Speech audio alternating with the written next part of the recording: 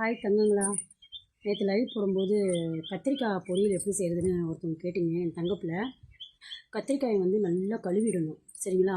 கழுவிட்டு நல்லா அழகாக என்ன பண்ணணும்னா நீட்டாக நறுக்கணும். சின்னதாக நீட்டாக நறுக்கணும். அதில் பூச்செலாம் இருக்கும், பார்த்து கவனமாக செய்யணும். நறுக்கி தண்ணியில் போட்டுடணும். சரியா? தண்ணியில் வச்சுக்கணும். வெங்காயம் நல்லா பொடி பொடியாக கட் பண்ணி வச்சுக்கணும். தக்காளி பொடி பொடியாக கட் பண்ணி வச்சுக்கணும். பச்சை மிளகா ஒரு 2-3 போட்டால் போதும்.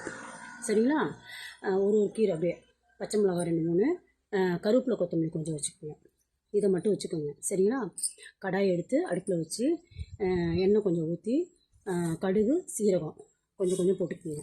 போட்டுட்டு வெங்காயத்தை அதில் போட்டு நல்லா வதக்கிடணும். நல்லா பொன்னிறமாக நல்லா வதங்கிடணும். வெங்காயம் வதங்கின உடனே என்ன பண்ணணுன்னாக்கா அந்த கருவேப்பிலை இருக்குல்ல, அதை கொஞ்சம் போட்டு கொத்தமல்லியும் போட்டுருங்க. வதங்கிட்டோம், ஒன்றும் பிரச்சனை இல்லை.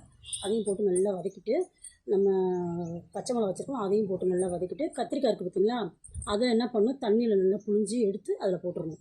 சரியா? தண்ணி இல்லாத அதில் போட்டு நல்லா கத்திரிக்காய் வதக்கிடணும். வதக்கும் போதே கொஞ்சோண்டு உப்பு போட்டுக்கோங்க. தேவையான அளவு உப்பு போட்டுக்கோங்க. அந்த உப்பு போட்டால் அந்த கத்திரிக்காய் கொஞ்சம் நல்லா சீக்கிரம் வந்துடும். அதை நல்லா கிண்டி விட்டுட்டு அதுக்கப்புறம் என்ன பண்ணணுன்னாக்கா தக்காளி இருக்குல்ல, அப்புறம் தான் தக்காளி போடணும்.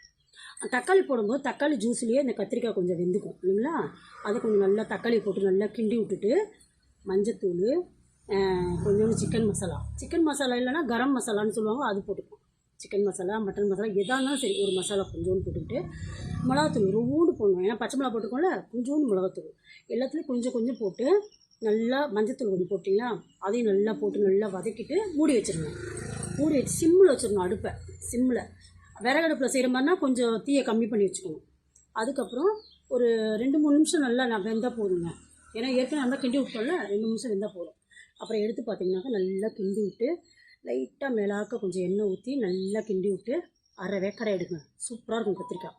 எடுத்துகிட்டு சுடு சோத்தில் சாப்பிட்லாம். தயிர் ஊற்றி பழைய சோறுலாம் இருக்குது பார்த்திங்கன்னா, அதுக்கு சாப்பிட்லாம். சூப்பராக இருக்கும் கத்திரிக்காய். எதாக இருந்தாலும் கேளுங்க. நான் லைவில் வரப்போ நான் உங்களுக்கு இப்படி வீடியோ கூட போட்டு சொல்கிறேன்.